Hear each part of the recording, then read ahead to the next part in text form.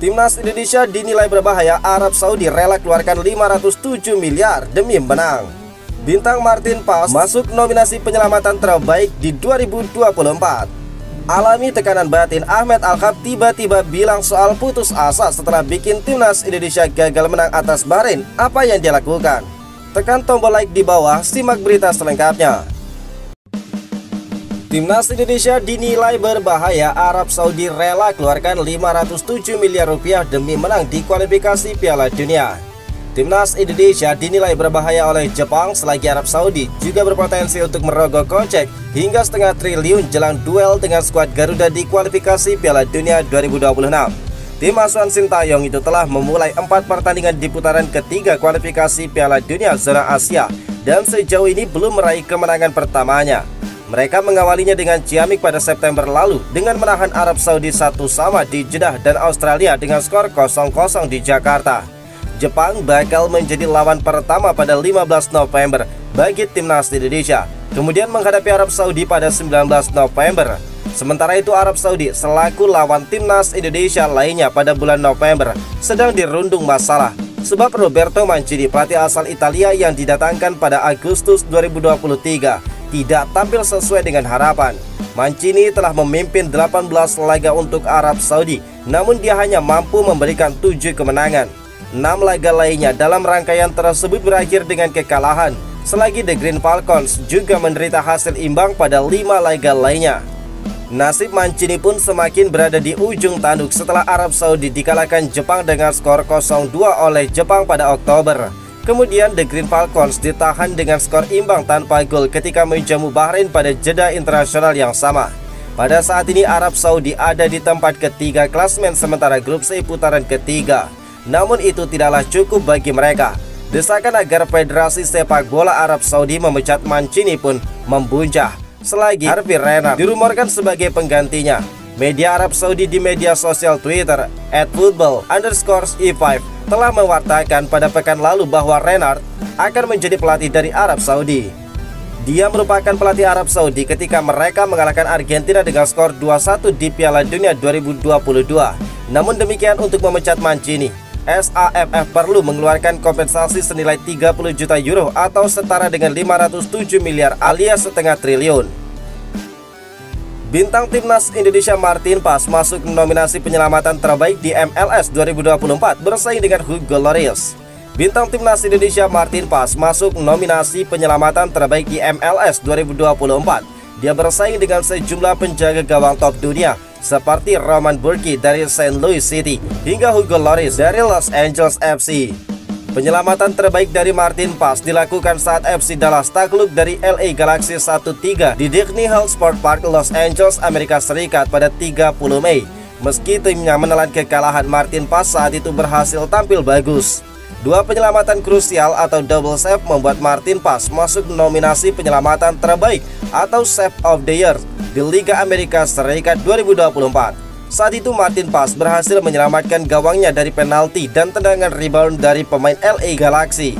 Lewat 2 penyelamatan itu, Martin Paes akan bersaing dengan beberapa kiper lainnya seperti Roman Bürki dan juga Hugo Lloris. Pemenang penghargaan penyelamatan terbaik bakal ditentukan lewat voting terbanyak di situs resmi MLS.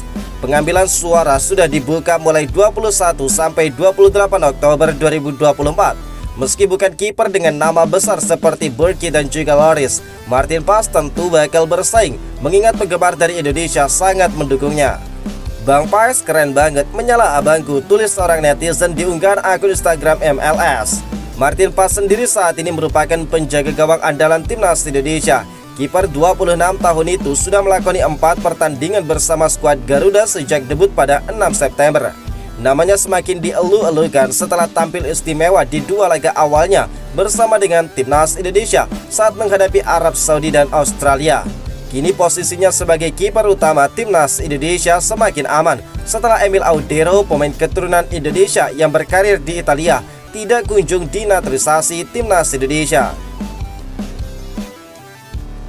Sempat diklaim Malaysia, pemain keturunan ini justru ingin membela Timnas Indonesia. Nasib Pratamahan pun terancam. Nama Thomas Mull menjadi buah bibir karena mengaku dirinya punya keturunan Indonesia, bukan Malaysia. Dia pun membuka diri untuk memperkuat skuad Garuda. Thomas Pool sebelumnya disebut memiliki keturunan Malaysia oleh fanbase Harimau Malaya. Namanya dirumorkan untuk dinaturalisasi mereka. Akan tetapi informasi terbaru sudah dipastikan bahwa pemain SC Campur tersebut justru memiliki darah Indonesia. Hal itu diungkapkan oleh Pool ketika diwawancara oleh Yus Nugraha. Dia mengatakan punya darah Indonesia dari kakeknya. Punya darah Indonesia, pemain 23 tahun ini terbuka jika nantinya dihubungi PSSI untuk membela skuad Garuda. Jika dinaturalisasi, maka pesaing Thomas Pool di masa depan adalah Pratama Arhan. Lantas bagaimana kualitas kedua pemain itu? Berbicara soal kualitas atau statistik dalam permainan, maka perbandingan ini erat dengan banyaknya penampilan kedua pemain itu. Untuk poin ini, Thomas Pool jelas unggul daripada Arhan, mengingat ex-back Almer City merupakan starter di SC Campur. Status itu berbeda dengan Arhan yang jarang mendapatkan kesempatan bermain di dalam klubnya saat ini, Suwon FC. Bukan tanpa alasan, Thomas Pool bisa menjadi starter di SC Campur. Hal ini tidak lepas dari catatannya bersama dengan klub kasta kedua Belanda atau Eerste Divisie itu. Di musim ini, Thomas Pool telah bermain sebanyak 8 kali dan mencetak 1 gol. Tidak hanya berkontribusi dengan gol, dia juga punya statistik mewah untuk ukuran pemain muda. Dikutip dari SofaScore, Thomas Pool memiliki aksi bertahan bagus dengan membuat 0,8 intercept, 1,9 tackle, 0,9 sapuan, dan memenangkan 3,6 duel per laga di musim ini. Tidak hanya bagus dalam bertahan, Thomas Pool juga andal dalam menyerang, yang dibuktikan dengan 1 golnya, 25,9 operan akurat per laga, dan rata-rata melepaskan 1,4 tembakan per laga. Alami tekanan batin, Ahmed Al-Khaf tiba-tiba bilang soal putus asa setelah bikin timnas Indonesia gagal menang atas Bahrain.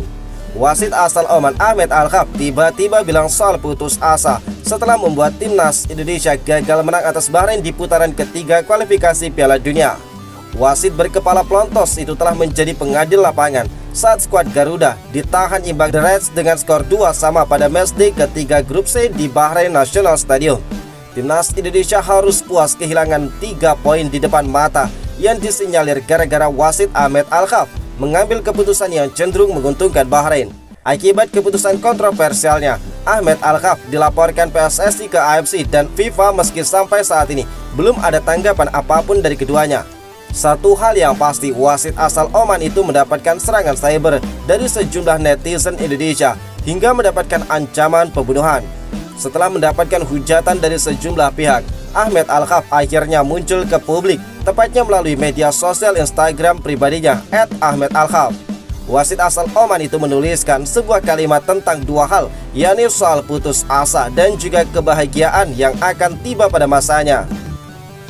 Jangan putus asa, kegembiraan akan menanti Anda pada waktunya, tulis dari Ahmed Al-Khaf di Instagram story-nya.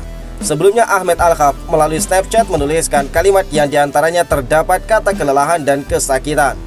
Bahkan jika Anda melihat kuda-kuda itu kelelahan, beberapa di antaranya mereka yang ras murni bakal kembali berlari kencang meskipun kesakitan, karena panasnya tetap tinggi dan juga megah, tulis dari Ahmed Al-Khaf. Belum diketahui apa maksud dari 2 kalimat yang diunggah oleh Ahmed Al-Khaf itu. Yang pasti wasit asal Oman tersebut mendapatkan hujatan dari berbagai pihak yang bisa mengganggu mentalnya saat ini.